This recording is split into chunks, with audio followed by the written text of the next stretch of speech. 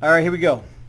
So I'm going to take a lion and a rat. I'm going to stick them together. So the first thing I'm going to do is on Bing Images, I'm going to search for a lion. I'll make it the body of a lion, the head of a rat. Yeah. Okay. That was good. Okay, fine. I'll do the body of a rat and the head of a lion. No. That's bad. No, I think that'll be funny. Okay. So the first thing I got to consider here is I'm looking down on this rat. It's not eye level, which means an image like this isn't going to work, or this isn't really going to work unless I make it huge. But I should kind of be looking down on it. Now there is some lighting issues here. If I use this one, it's got a heavy shadow. May not be the best choice. So you really want to take some time to look at images and get one that's going to work out really well. I'm going to try to get one that I can see its whole body. So it's not just like the face. I can actually see this entire body. This is coming out as not too bad. Let's try this. It's a big image. That's good. Now, the very first thing I want to do, well, actually, I'm going to show you what happens if I don't. Let's say that I decide to resize this, and I make it this size. And then I say, I don't want it that small. Let me make that bigger again. What just happened? Why? Because when it got small, like that, it looked like this, and it deleted all those pixels. Well, we could stop that from happening by right-clicking on the image and saying, convert it to a smart object. That protects the image, so that if I shrink it down to size, it's not going to lose its pixels. I can do that and then come back. So that's the first thing I'm going to recommend you do, is to right-click and convert it to a smart object. It'll have this little page next to it. That kind of protects the image. So now I'm going to use a Control-T to scale it. Control-T.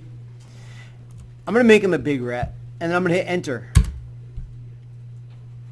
And I like the white background because that'll be a really quick magic wand. Hold down Shift to keep adding to my selection. Oops, too much. And select the inverse and add my layer mask. There we go. It's alright. I could go into select and mask. We did that once, remember? And you can kind of smooth it out a little bit, maybe feather it, maybe shift the edge in a little.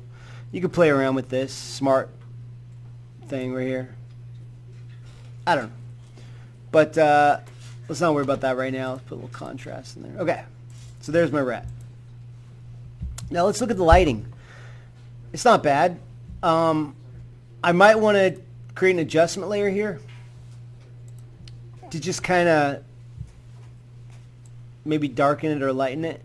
Now if I click on this button right here, it'll only apply to the layer below, which is the rat. So if I do that now, it's only going to apply to the layer of the rat. So I'll just go ahead and lighten them up a little bit.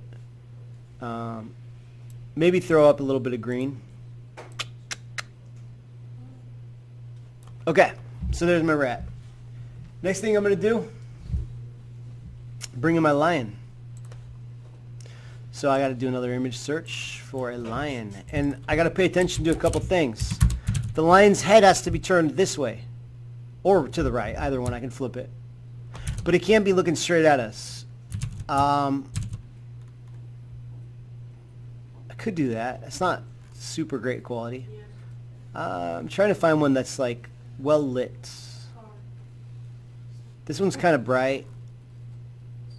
I don't know. It would probably take me a while to find a really good one. I'm not going to make you wait, so I'll just go with this one for now. Copy that image. Paste it. And then once again, I want to right click and make it a smart object so that I can shrink it down. It's not going to lose quality. I'll use Control-T to shrink it down. Right click to flip it horizontal. Turn the opacity down. Let's get this thing lined up about where we want it. This is going to be tricky. I don't know, man. This is going to be really tricky. These may not match up. Sometimes you find out it's just not going to work. But I will do my best to make this work. Alright. So let me put the opacity back up to 100. I'm going to set a black layer mask on here. So it disappears. Now let's see what happens when I kind of bring this back a little. Okay, I can see it doesn't really line up. Well, we'll see. I think the head needs to be bigger. Head needs to be a little bigger. Thought it was a wrap. It was really just Yeah. a wrap top. Okay, that's not too bad. Now I can blend them together a little with kind of some soft round brush. I can just kind of blend these together. Oh, do I want the ear of the rat? I don't think I do. I'm gonna get rid of that. Now, if I want to get the colors to match up a little better, I can create an adjustment layer. And once again, I have to click this button so it only applies to the layer below. And then I can say, okay, let's try pulling the reds down a little. See if I can pull the blues. Trying to match those colors. It's kind of tricky. Maybe I'll play with the RGB a little bit. Lighten it, darken it as needed. Maybe I'll even come in and play with the hue saturation. Maybe I just need a little bit of a hue adjustment to get it a little closer to that brown. Let's play with the saturation. Ooh, I think I'm getting closer. Right about there. And then maybe I'll just get rid of this little... Yeah, then the ear comes back. I don't know. That's a tricky... It's a tricky one.